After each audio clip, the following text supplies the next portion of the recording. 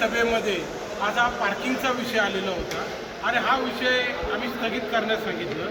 विषयच होतं का आमचे नगरसेवक लतीफबाई यांनी एक मांडणी करून दाखवली का हा 13 कोटी 20 लाख रुपयाचा जो पार्किंगचा विषय आलेला आहे याच्यामध्ये खरं जर बघितलं तर ही पार्किंग फक्त 3 कोटीच्या आतमध्ये व्हायला पाहिजे. म्हणजे 10 कोटी रुपयाचा डिफरन्स कोणासाठी खर्च करणार आहात तुम्ही?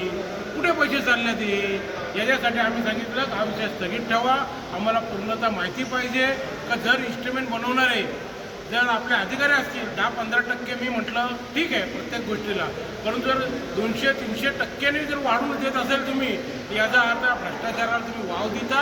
म्हणून आम्ही हा विषय स्थगित ठेवलेला आहे आणि अशामुळे हा विषय स्थगित ठेवून पुढच्या मिटिंगला विषय आल्यावर त्याला आम्ही पुढच्या विषयाला आमचं जे म्हणणं आहे आमचे जे मत आहे आम्ही जे सर्वे केलेलं आहे कशामध्ये कोणकोणते कॉस्ट येणार आहेत त्याच्याबद्दल आम्ही मांडणी करणार. आपण जर पाहिलं अमरधाम स्मशानभूमीचा विषय होता. हा गॅसवर 2 स्मशानभूमी होती. त्यातले एक स्मशानभूमी बंद आहे, एकाची लिकेज म्हणून आहे आणि कोणी केली होती त्यावेळी रोटरी इंडस्ट्री त्यांनी ती केली होती आणि त्याला जवळजवळ 10 ते 15 वर्ष झालेले आहेत. याच्यासाठी 2 युनिट बदलायच्या होत्या, परंतु त्या 2 युनिट बदल करत असताना एक युनिटची किंमत जर आपण पाहिली फक्त 30 लाख रुपये.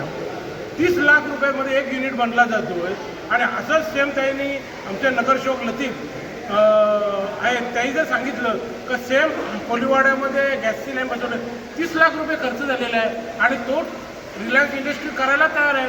तर इथं खर्च किती होणार दोनांचं? 60 लाख रुपये आणि तुम्ही दाखवले किती 1,72,00,000 रुपये. मग 1,10,00,000 रुपये कोणचे जाणार आहेत?